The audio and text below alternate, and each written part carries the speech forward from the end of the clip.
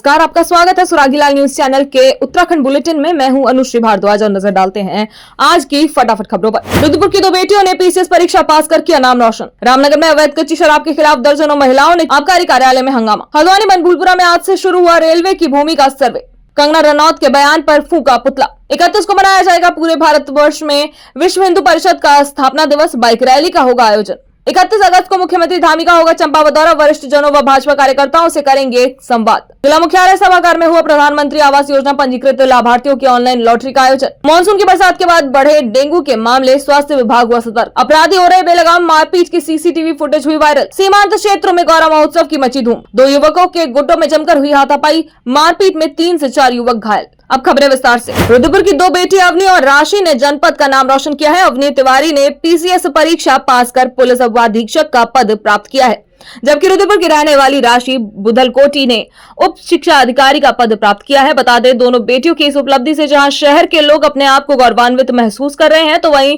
परिजन भी गदगद दिखाई दिए, जिसके बाद से दोनों घरों में उन्हें शुभकामनाएं देने के लिए लोगों का तांता लगा हुआ है। वहीं एसएसपी मंजुनाथ टीसी ने भी दोनों युवतियों को सम्मानित करते हुए शुभकामनाएं दी। संवाददाता दुर्गेश तिवारी की रिपोर्ट। में जो रिज़ल्ट आया था उसमें मेरी उप शिक्षा अधिकारी का पद मुझे मिला है।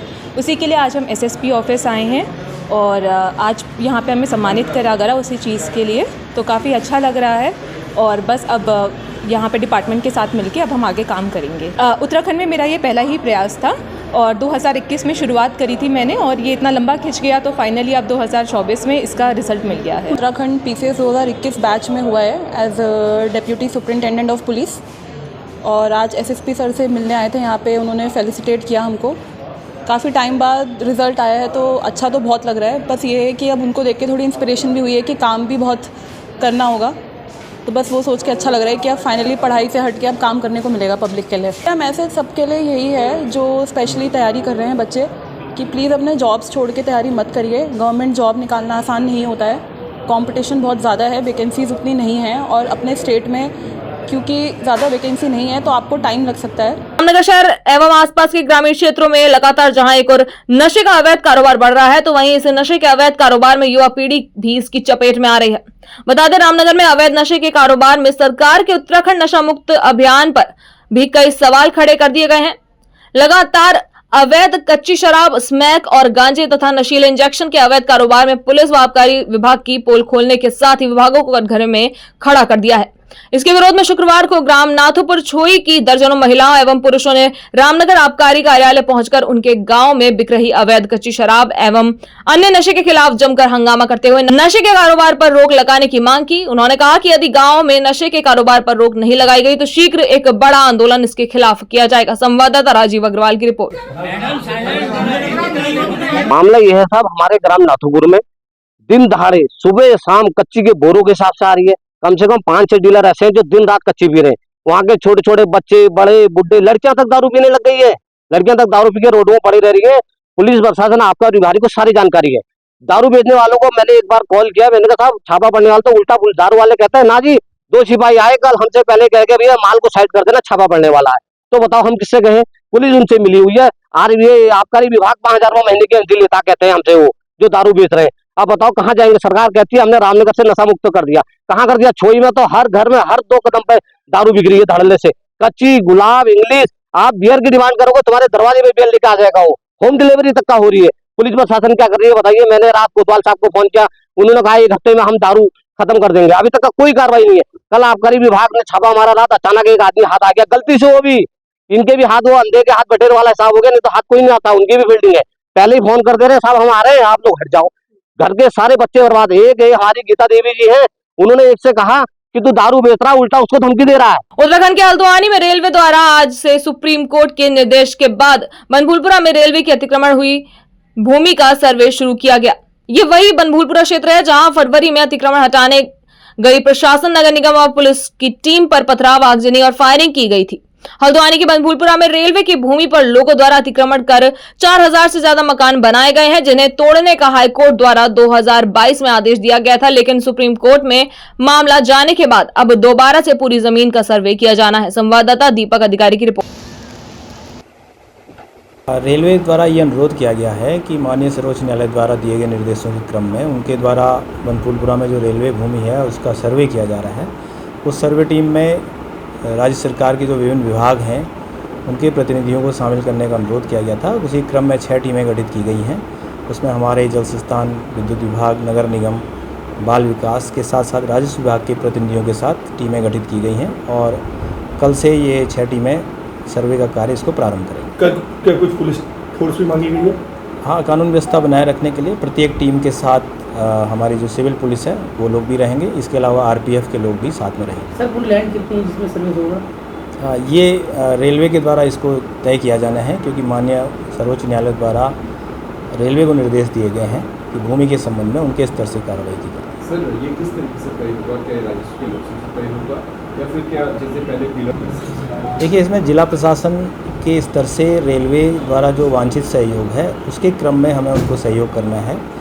जो भी सर्वे कार्य होना है भूमि के संबंध में उसका निर्धारण रेलवे के द्वारा किया जाए। भाजपा सांसद और फिल्म अभिनेत्री कंगना रनौत द्वारा किसानों को लेकर दिए गए विवादित बयान के बाद देश भर के लोगों में आक्रोश देखने को मिल रहा है। इसी को लेकर जनपद उधम सिंह नगर के जसपुर में एनएसयूआई के नगर अध्यक्ष अमृत सिंह और किसान कांग्रेस के कार्यकर्ताओं ने कंगना रनौत का पुतला फूका और सरकार से कंगना रनौत की सदस्यता समाप्त करने की मांग की और कहा कि अगर ऐसा नहीं होता तो एनएसयूआई के पदाधिकारियों के आदेशों के बाद आगे की रणनीति तय की जाएगी। संवाददाता दीपक चौहान की रिपोर्ट। ये एनएसयूआई द्वारा किया गया है और इसमें अन्य संगठन भी शामिल थे और हमारी मांग है कि जो कंगना रनौत ने किसानों का अपमान करा है, पूरे भारतवर्ष में किसानों में बहुत आक्रोश है और जो उनका बारे में गलत बातें कही है कि वह लड़कियों का अपमान करते हैं, रेप करते हैं, तो ये बहुत शर्मनाक बात है कि हमारे देश का सांसद ऐसी किसानों का अपमान करे। हम यह बिल्कुल स्वीकार नहीं करेंगे। हमारी सरकार से यही मांग है कि कंगना रनौत माफ़ी मांगे और इस्तीफ़ा दे, जैसे हमारे प्रदेश अध्यक्ष का आदेश होगा एनएसयूआई का, वैसे हम आगे करेंगे। हल्द्वानी में आज विश्व हिंदू परिषद और बजरंग दल के सहयोग से एक प्रेस वार्ता आयोजित की गई। 31 सितंबर को होने वाले विश्व हिंदू परिषद की स्थापना के मौके पर निकलने वाली शोभा यात्रा को किस प्रकार से बनाया जाए, इस पर चर्चा हुई। इस प्रेस वार्ता में विश्व हिंदू परिषद जिला सह संयोजक गिरीश पांडे ने बताया कि 31 तारीख को हल्द्वानी में एक भव्य रैली निकाली जाएगी, जो कि हल्द्वानी के विभिन्न मार्गों से होते हुए बैंक्वेट हॉल में संपन्न होगी। संवाददाता दीपक अधिकारी की रिपोर्ट। हमारा पूर्ण प्रयास ये है कि मंचासीन जो भी अतिथिगण होंगे वो संपूर्ण समाज का प्रतिनिधित्व करते हों। ये इस प्रकार का प्रयास है कि कोई भी समाज अछूता ना रहे। इसके अलावा जैसा आपने कहा कि इसको भव्य बनाने के लिए हमने शहर के अधिक से अधिक लोगों के बीच पहुंचने का प्रयास किया है। सबसे यह अपील है, क्योंकि यह कार्यक्रम हिंदू समाज का कार्यक्रम है, तो सभी से इस प्रकार का निवेदन है कि अधिक से अधिक संख्या में यहाँ पहुँच करके इस कार्यक्रम को सफल बनाने की योजना करें। जैसे कि विश्व हिंदू परिषद का 60 वर्ष पूर्ण होने पर षष्ठी पूर्ति कार्यक्रम का आयोजन पूरे भारतवर्ष में हो रहा है। उसी श्रृंखला में हल्द्वानी में 31 अगस्त को ये कार्यक्रम रखा गया है। गणपति बैंक्वेट हॉल से यात्रा हमारी शुरू होगी। सुबह 11 बजे से यज्ञ का आयोजन होगा इस कार्यक्रम में, और 11 बजे के बाद यज्ञ के बाद जो भी हमारे मुख्य वक्ता होंगे उनके द्वारा जो विश्व हिंदू परिषद के जो कार्य साल भर में किए जाते हैं वो उसका उद्बोधन किया जाएगा, बताया जाएगा लोगों को कि विश्व हिंदू परिषद कैसे लोगों के समाज के बीच जाके कार्य करता है, साल भर में गाँव की रक्षा, बहन बेटी की रक्षा, ये सारा कुछ करता है। उसके बाद एक बाइक रैली का स्वरूप हमने इसको देना है। बाइक रैली अपनी गणपति बैंक्वेट हॉल से शुरू होगी, जो डीसी होते हुए नैनीताल रोड से सिंधी चौराहे पर पहुंचेगी और वहां से डीसी वो एचएन स्कूल की तरफ मुड़ेगी और वहां से सीधे ये यात्रा हमारी क्रियाशाला होते हुए मुखानी चौराहे पर पहुंच के वापसी यहीं इसी बैंक्वेट हॉल में इस कार्यक्रम का समापन होगा। प्रदेश के मुख्यमंत्री पुष्कर सिंह धामी का अपनी विधानसभा चंपावत में 1 दिवसीय भ्रमण कार्यक्रम है। अपने भ्रमण कार्यक्रम के अनुसार मुख्यमंत्री 31 अगस्त 2024 को अपराह्न 12:45 पर गोरल चौड़ मैदान हेलीपैड चंपावत पहुंचेंगे। इसके पश्चात 1:25 पर कार द्वारा प्रस्थान कर गोलचू मंदिर चंपावत जाएंगे तथा 1:30 बजे सीएम धामी का आगमन वन पंचायत भवन चंपावत में होगा, जहां वह भाजपा कार्यकर्ताओं के साथ संवाद तथा टिफिन बैठक में प्रतिभाग करेंगे। उसके पश्चात मुख्यमंत्री अपराह्न 3:05 पर मुख्यमंत्री कैंप कार्यालय चंपावत पहुंचेंगे तथा वहां वरिष्ठ जन एवं जनमानस से संवाद एवं भेंट वार्ता कार्यक्रम में प्रतिभाग करेंगे। इसके बाद 4 बजे मुख्यमंत्री कैंप कार्यालय चंपावत से जिला चिकित्सालय चंपावत पहुंचेंगे तथा जिला चिकित्सालय चंपावत में सिटी स्कैन मशीन का शुभारंभ करेंगे। वहीं इसके बाद 4:20 पर जिला चिकित्सालय से कार द्वारा प्रस्थान कर गोरलचौड़ मैदान पहुंचेंगे, जहां से वह 4:40 पर खटीमा उधम सिंह नगर के लिए प्रस्थान करेंगे। संवाददाता लक्ष्मण बिष्ट की रिपोर्ट।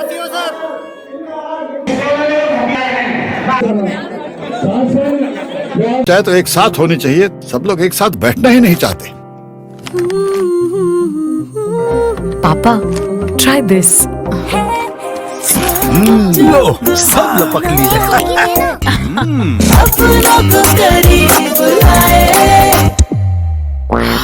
ये क्या हाल कर दिया है रूम का? बस कल से चाय। कल से चाय मेरे रूम में। देवर पान नमकीन। जिला स्तरीय विकास प्राधिकरण द्वारा प्रधानमंत्री आवास योजना शहरी अंतर्गत ग्राम बगवाला तहसील रुद्रपुर उधम सिंह नगर में 1872 EWS आवास बनाए जा रहे हैं। इस परियोजना में अब तक पंजीकृत लाभार्थियों की ऑनलाइन लॉटरी का आयोजन जिला मुख्यालय स्थित रुद्रपुर में विकास भवन रुद्रपुर के सभागार में आयोजित किया गया है।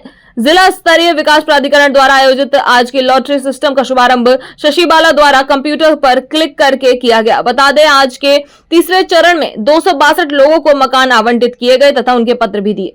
विदित हो कि प्राधिकरण द्वारा 2 बार पूर्व में लॉटरी सिस्टम अपनाते हुए 929 लोगों को मकान आवंटित किए जा चुके हैं और तीनों बार की लॉटरी सिस्टम अपनाते हुए अब तक 1191 लोगों को प्राधिकरण द्वारा सस्ते मात्र 3 लाख रुपए में आवंटित किए जा चुके हैं। संवाददाता दुर्गेश तिवारी की रिपोर्ट। प्राथमिकता दी जाती है। नमस्कार। उधम सिंह नगर में तहसील रुद्रपुर के अंतर्गत बागवाला में प्रधानमंत्री आवास योजना शहरी परियोजना के तहत EWS हाउसिंग कॉम्प्लेक्स डेवलप किया जा रहा है। उसमें कुल 1872 फ्लैट्स बनाए जाने प्रस्तावित है और आज उसी क्रम में तीसरे चरण की लॉटरी आज यहाँ निकाली गई। इसमें 262 लाभार्थियों को फ्लैट अलॉटमेंट किया गया है। इस प्रकार हम अभी 1191 लाभार्थियों को अलॉटमेंट कर चुके हैं। शेष एप्लीकेशंस भी अभी लगातार आ रही हैं। जैसे ही उनके डॉक्यूमेंटेशन और प्रोसीजरली वो कंप्लीट होंगी, उनका अलॉटमेंट भी शीघ्र ही किया जाएगा। चाहे तो एक साथ होनी चाहिए, सब लोग एक साथ बैठना ही नहीं चाहते। पापा, ट्राई दिस। लो, सब लपक लिए।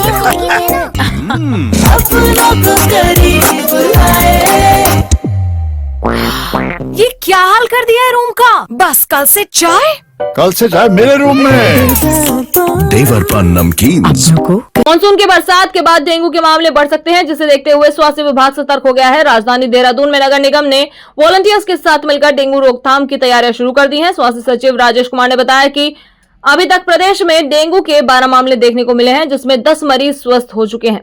पिछले कई सालों के मुताबिक इस बार अभी तक डेंगू के मामले काफी कम आए हैं। संवाददाता सुनील राज की रिपोर्ट।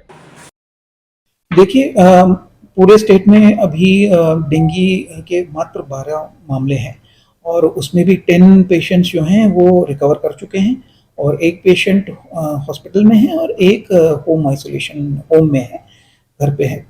और इस बार जो मैं समझता हूँ जो केसेस कम रहने का जो कारण था, पब्लिक अवेयरनेस भी इस बार काफ़ी हुआ है और डिस्ट्रिक्ट एडमिनिस्ट्रेशन और जो नगर निगम और स्वास्थ्य विभाग के बीच में जो कोऑर्डिनेशन है, जो समन्वय है, वो काफ़ी अच्छा रहा है। और इसी वजह से जो सोर्स रिडक्शन की जो स्ट्रैटेजी है, जो हर ज़िले में चलाई जा रही है डिस्ट्रिक्ट मजिस्ट्रेट्स के सौजन्य से, तो इसी का नतीजा है कि इस बार इतने कम केसेस आए।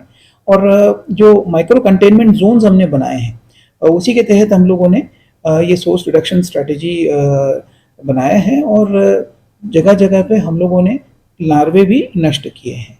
तो लेकिन आने वाले समय में भी हमें सतर्क रहना है, क्योंकि बरसात का सीज़न अभी फिलहाल पूरी तरीके से ख़त्म नहीं हुआ है। तो यही जो हम लोग अच्छा काम करते आ रहे हैं, तो इसको कंटिन्यू करने की जरूरत है। उधम सिंह नगर जनपद में अपराधियों के लगातार हौसले बुलंद होते जा रहे हैं, जिसके चलते अपराध के मामले में उधम सिंह नगर जनपद काफी सुर्खियां बटोर रहा है। अपराधी पूरी तरह से बेलगाम है, जिससे अपराधियों के हौसले बुलंद है। ऐसा ही मामला रुद्रपुर कोतवाली के पास एक दुकान का है, जहां दुकानदार ने नशा करने को मना किया तो नशेड़ियों ने दुकानदार व उसके साथी की कोतवाली रुद्रपुर के पास जमकर धुनाई कर दी। पूरी वारदात पास लगे सीसीटीवी कैमरे में कैद हो गई। वहीं इस मामले में पीड़ित ने रिपोर्ट दर्ज करा दी है, जिसके बाद सीसीटीवी फुटेज के आधार पर पुलिस ने आरोपियों के विरुद्ध विभिन्न धाराओं में मुकदमा दर्ज कर जांच शुरू कर दिया। संवाददाता दुर्गेश तिवारी की रिपोर्ट। बेसिकली रुद्रपुर थाना क्षेत्र में दो पक्षों के बीच मारपीट हुई थी और उस विवाद को लेकर के एक पक्ष तहरीर देने के लिए कोतवाली आया था। तो कोतवाली के बाहर ही उनमें फिर से मारपीट हुई इन पक्षों में और जिसका एक वीडियो हमारे संज्ञान में आया था और उस वीडियो के आधार पर हमने उसमें सुसंगत धाराओं में अभियोग पंजीकृत कर दिया है और उसमें इन्वेस्टिगेशन की जा रही है और जो भी दोषी इसमें आते हैं उनके खिलाफ कड़ी कार्रवाई की जाएगी। लोहाघाट ब्लॉक के नेपाल सीमा से लगे गांव सेलपेड़ू, सुनकुरी, जिंडी, सुल्ला, पासम, मटियानी में गौरा महोत्सव को बड़ी धूमधाम से मनाया जा रहा है। जहां पुरुषों के द्वारा महाभारत व रामायण कालीन गाथाओं का गायन किया गया तो वहीं महिलाओं के द्वारा मां गौरा महेश्वर की प्रतिमा के सामने मांगलिक गीत गाए गए। गौरा गायन को लेकर बुजुर्गों में भी काफी जोश देखने को मिला। संवाददाता लक्ष्मण बिष्ट की रिपोर्ट। ग्राम जिंदी में चंदेल क्षेत्रीय ग्राम जिंदी में माँ गौरा देवी महोत्सव बहुत ही भव्यता के साथ मनाया जा रहा है। यह 8वां का पर्व हम लगातार यहाँ पर गौरा गायन का कार्यक्रम चला हुआ है जिसमें धुमारी, चाली मुख्य आकर्षक के केंद्र हैं और माता बहनों द्वारा माँ गौरा देवी की प्रतिमा के चारों ओर मांगलिक गीत गाए जा रहे हैं और युवाओं बुजुर्गों के द्वारा बहुत ही भव्य गौरा गायन यहाँ पर किया जा रहा है। इस मेले का मुख्य हमारा उद्देश्य अपनी पौराणिक संस्कृति को बचाना और हमारा मुख्य उद्देश्य नशा मुक्ति करना, स्वच्छता अभियान, यहाँ पर हमारा स्वच्छता, नशा मुक्ति और नवयुवकों को आगे की ओर प्रोत्साहित करना और हम अपनी पौराणिक संस्कृति को बनाए रखने के लिए हम सभी नवयुवक, बुजुर्ग, माताएं, बहनें, पूरे क्षेत्र के बुंदे क्षेत्र के लोग इस मेले को बढ़ाने के लगे हुए हैं। मैं समस्त क्षेत्रवासियों का और बुजुर्गों का, माता बहनों का धन्यवाद अदा करता हूं कि हम इस मेले को और आगे की ओर बढ़ाते रहेंगे। धन्यवाद। राजपुर से गुरुवार की देर रात्रि करीब 10:30 बजे पहाड़ी कॉलोनी रोड स्थित गिल चौक के समीप दो युवकों के गुटों में विवाद उत्पन्न हो गया। ये विवाद इतना बढ़ गया कि दोनों पक्षों में तू मैं होने के बाद आपस में दोनों पक्षों के युवक भिड़ गए और जमकर गाली गलौज के बाद हाथापाई की नौबत आ गई। इस दौरान मारपीट में 3 से 4 युवकों की घायल होने की बात कही जा रही है। इस घटना से क्षेत्र में भी हड़कंप मच गया। वही घटना की सूचना पर मौके पर पहुंची पुलिस को देख वहां से युवक इधर उधर भागने लगे। संवाददाता लवकुश श्रीवास्तव की रिपोर्ट। आज के लिए बस इतना ही। उत्तराखंड से जुड़ी सभी खबरों को जानने के लिए जुड़े रहें सुरागीलाल न्यूज चैनल से। धन्यवाद।